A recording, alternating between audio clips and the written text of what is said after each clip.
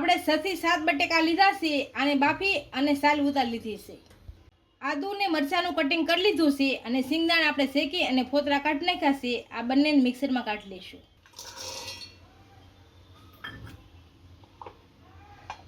સિંગદાણાને આપણે મિક્સરમાં કાઢી લીધા છે. આને એક વાસણમાં કાઢી લઈશું.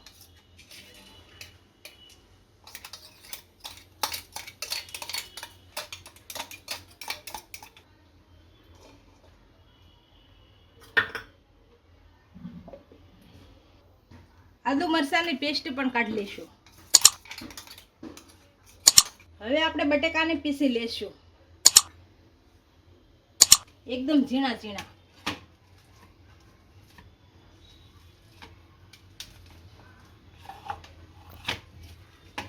આ રીતે બધા પીસી લઈશું. બટેકાને આપણે પીસી લીધા છે. આમાં સિંગદાણાનો ભૂકો નાખશું. આદુ મરચાંની પેસ્ટ નાખશું. મરી પાવડર નાખીશું. થોડીક ખાંડ નાખીશું. હવે મીઠું નાખીશું.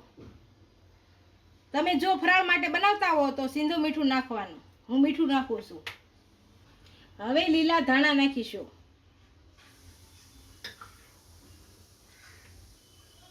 એક અડધું ફાટું લીંબુ નીસવશું.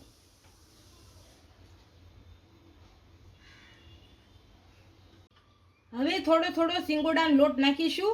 આની જગ્યાએ તમે ફરાળી લોટ નાખો તો પણ ચાલે. હું થોડો થોડો લોટ નાખી અને લોટ બાંધી લઉં. આ બધી વસ્તુને સારી રીતે મિક્સ કરી દઈશું. આપણે લોટ બાંધી અને તૈયાર કરી લીધો છે. આની હવે કટલેસ વાળી છે. તમે કટલેસ કોઈ પણ આકારની વાળી શકો. કટલેસનું જો મશીન હોય તો પણ ચાલે. હું હાથેથી વાળું છું.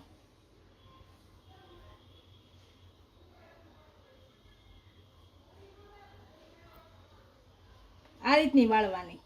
બધી આ રીતની વાળી લેશું. આપણી કટલેસ આ રીતની તૈયાર કરી લીધી છે. આને હવે તળી લેશું. તેલ અથવા ઘીમાં તળી લેશું. ધીમે તાપે તળવાની. આમ થોડી થોડી નાખશું. થોડુંક જ તેલ મૂકવાનું, બહુ ઝાઝું નહીં મૂકવાનું તેલ. શાર તળશું આપણે. ધીમે તાપે એકદમ તળાવા દઈશું. આ રીતે આસ્તે આસ્તે ફેરવવાની છે. એક બાજુ શેકાઈ જાય હારી એટલે બીજી બાજુ પછી ફેરવવાની. આપણી કટલેસ સારી રીતના શેકાઈ ગઈ છે. આને કાઢી લઈશું. આમ એક એક કાઢશું આસ્તે આસ્તે.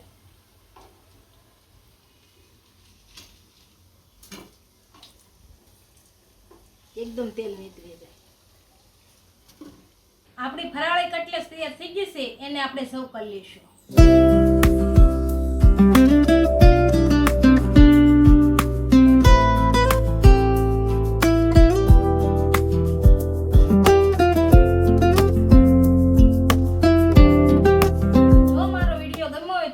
લાઈક કરી દેજો. ઇન્સ્ટાગ્રામ અને ફેસબુક ફોલો કરી દેજો. મળીએ નવા વિડીયો સાથે.